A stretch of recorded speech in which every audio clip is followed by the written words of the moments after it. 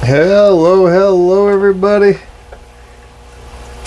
And I thought I'd do another update on my new shrimp tanks. And so you got some shrimp, you got them to live, and now they're breeding.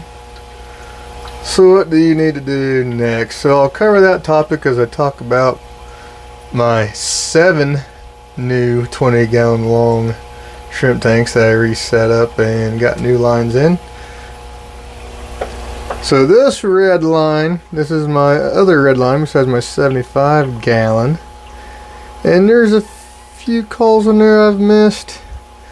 So what's weird is my 75 never throws any wilds, but I do get some wilds. But this tank is a mixture. The reds are better quality, but right now they'll throw some wilds here and there, not very often. But this, previously, it was a guppy tank, but before it was a guppy tank, it was a red shrimp tank, and I just let those red shrimp go in there to do whatever they wanted to do for years. I thought I got all the bad ones out, and then this was also a red shrimp tank for a long time, and I got all the best, just red shrimp that had been let go for years. I got all the best ones out of there, put them in here. And then a random scoop out of my 75 when I started this. So I started this about 30 or 40 shrimp probably. And this was the order I'd talk about on this red one was the first one of these 7 tanks. But there's some really good red shrimp in here. And there's some wilds. The plan is to get all the wilds out, obviously, and then I'm going to pick out a handful, the absolute very best, and I'm going to remove all the rest. That's my plan with these 20 longs, is to take out the obvious bad ones as I see them, and I come in here and pick out the wild ones from time to time. I'm still missing some. I've been picking them out before this video, since I baited them all out for the video, and I'll be picking them out when I'm done shooting the video. But I think I got this tank going in October. Maybe I'll have to go back and look at the video when I did it. And I did put a lot of shrimp in there, but the moss is all full. Usually even when you bait them out, for every shrimp you see, there's 2 or 3 more hiding. But this gets a lot of them out though. So that's the new reds. So when you get to this point, this is when I start to like to call. Now, I treated this tank differently than I would have had a brand new shrimp line. So these wilds in here are probably already in there from the old red shrimp that were in here. And that's why I'm getting a few wilds, not a lot, but that'll get fixed because I'm treating this as a new line. This will eventually be what I call fire red, because there's a lot of this tank right here used to be my absolute tip top best red shrimp tank, best red shrimp I had, and then I let it go. So that's the story on this tank. So there's still lots and lots of really good ones, but there's some not good ones too. So I picked all the very best ones out, because it's a shrimp line that hadn't been culled or messed with, because it's been a guppy tank for the last 2 or 3 years. But there's still some really good ones in there, because that used to always be my very best red shrimp tank.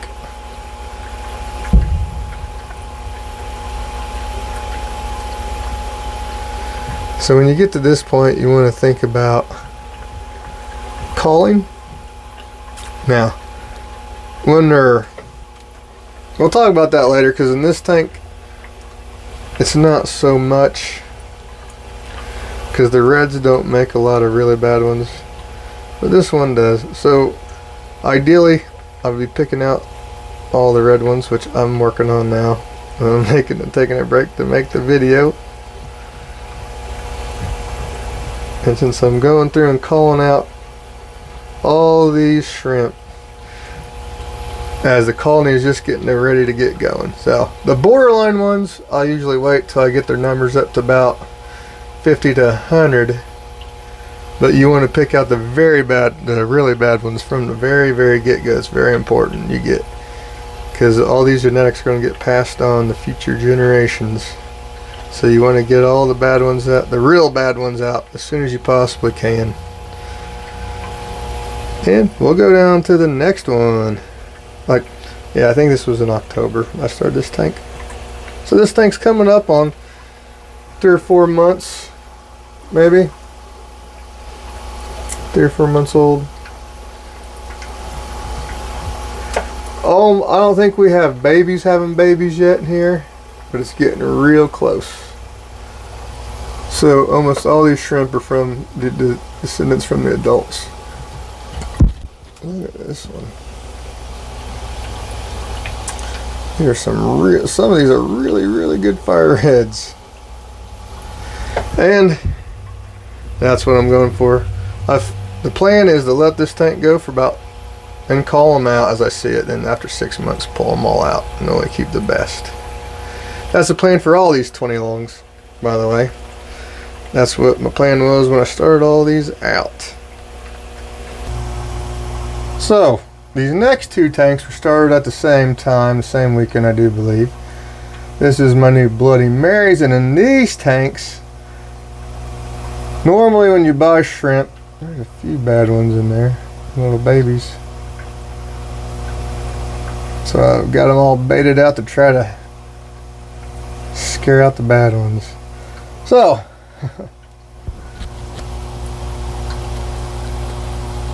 now I did this tank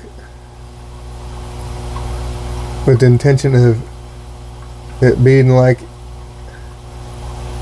if you just bought shrimp. I only started this with, there's about a dozen shrimp I put in here to start this line. And unknowingly, when I put the moss in, there was some wilds hidden in the moss, and that's why we got some bad shrimp. I picked out about 3 or 4 wilds, and one of them must have bred with one of the ones in here that I've missed when I restarted the tank. So now this tank is going to be an uphill battle, and so I got to get.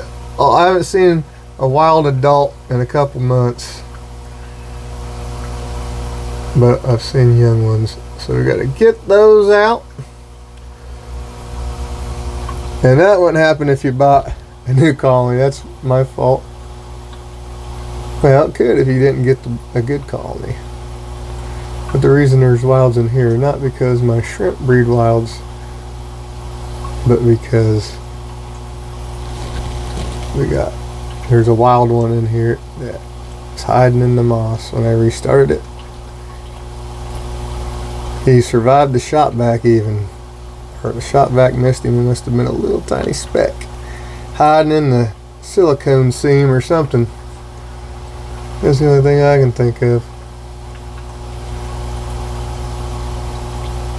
So what we're doing, like I said, you want to get all the bad ones out, the really bad ones. Now the borderlines you're on the fence on. This ain't the time, I don't feel, to start messing with those. If these are new lines that you're just bought, because you need to get numbers first. Unless they're really super bad, then you want to take them out.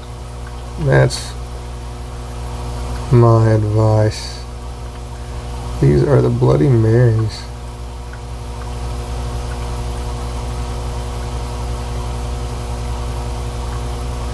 Alrighty, and then the same time with about 10 or 12 shrimp, I'd guess, is a blue jelly tank. And look at these guys.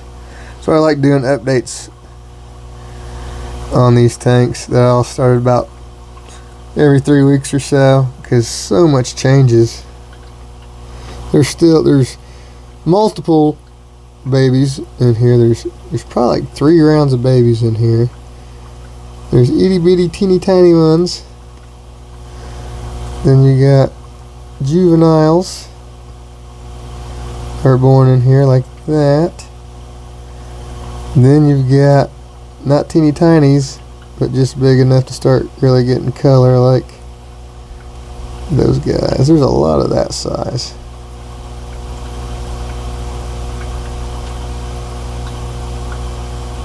There's quite a few little ones.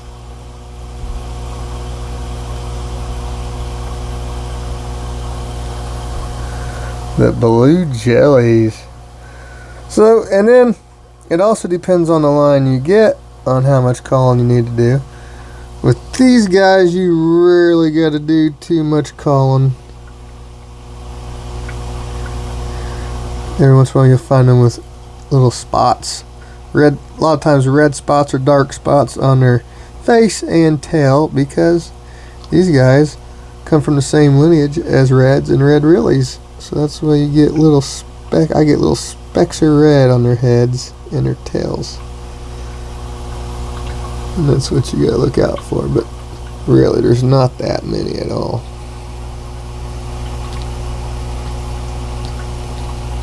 This colony is really gonna take off here real soon. Yeah, it already has, but when all these babies here in a couple months, when they start breeding, these babies will be breeding in a month or so. When all these start going, it's gonna be good. There's gonna be a lot in here. Let's see if I can get a better shot. There's a lot back here. Look at all those little babies. Blue jellies. One of my favorite line, I've got to say, and my most popular line on the website, MarkShelleyAquatics.com. If you're interested in anything you see here, check out my website. If you're in the US, the green eggs on this girl.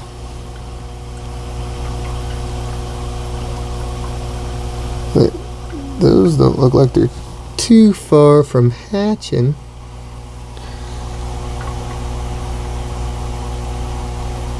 Really? That's a really good shot. You can just start. They're not real close to hatching. They're like real close. You can kind of see hints of the eyeballs. Look, it's little mouth bits holding that food right there. Eating. That's a really cool shot. I'm really happy with that. That's awesome. That is cool.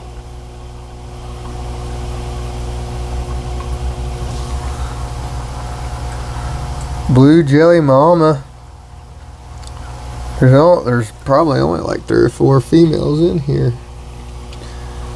Adults, yeah, maybe more than that.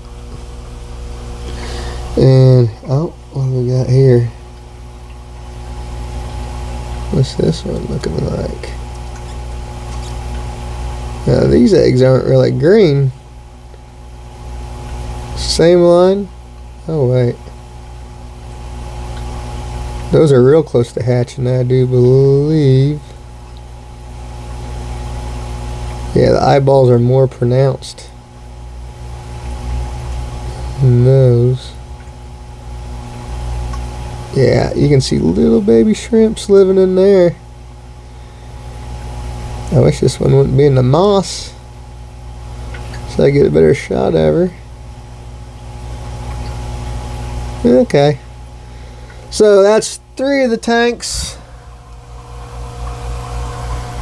And we've got 4 left.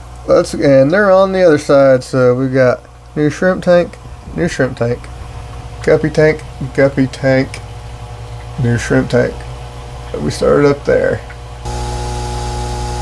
Okay, and over here we have, on the top, we have the new green jade line. That I didn't start with that many shrimp, really.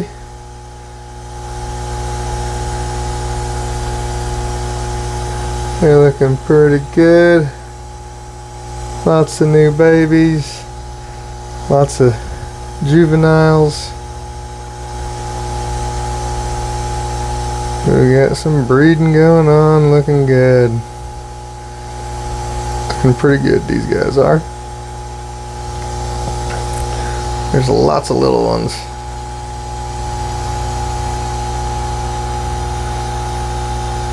It's always good when every big female you see looks like it's buried. That looks like a good one if I can get a shot of it.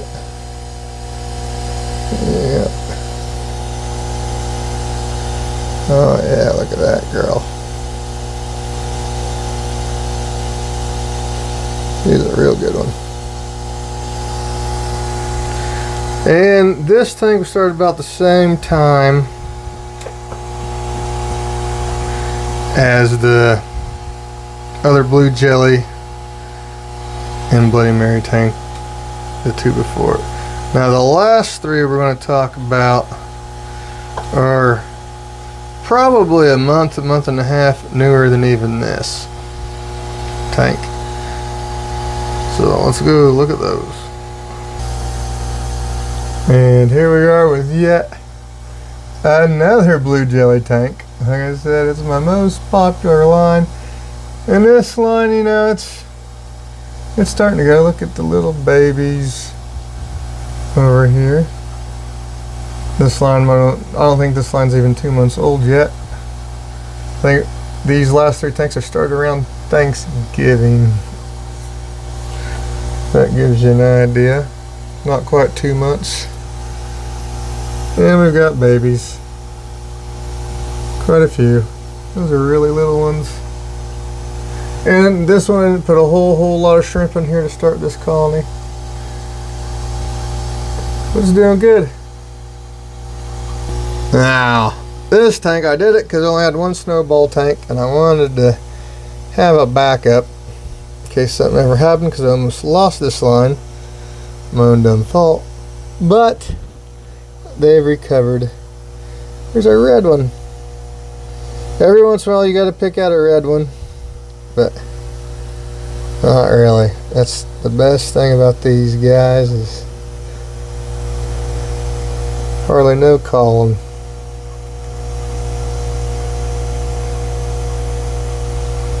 Look, well, and then with these guys, again, this tank's less than 2 months old, but I had a whole bunch of buried females and I threw a bunch of them in here. I probably threw like 6 buried females to start this tank. And look at the moss. Little tiny white snowballs all in the moss everywhere.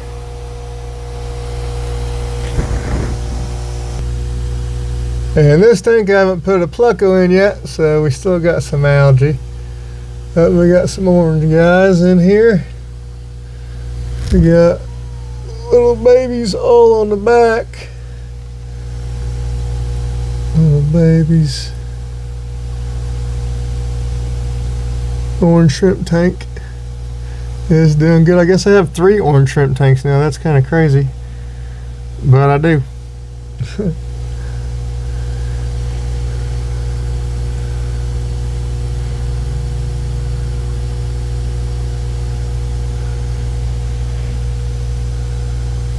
So that's all 7 new shrimp tanks. They're all doing good. This is more like a vloggy video showing my tanks and talking about culling your new tanks. So again, remember, the really bad ones, when you get a new line of shrimp, you want to get the obvious ones. If it's throwing really bad shrimp right off the get-go, as soon as you can tell they're bad. Now, with the babies, you can't. Some of them take a while to start showing their color, so you want to at least make sure they're like about this size. That's a juvenile shrimp. It's not quite breeding size. This is the size you want to make sure you get them out. See, like these guys right here, they're really too small to say for sure. These guys really don't throw. The oranges will throw a few wilds here and there, but not really that many. So these guys still might show some color yet, because those guys are really, they're just specks. Alright. Thank you guys for watching. Bye.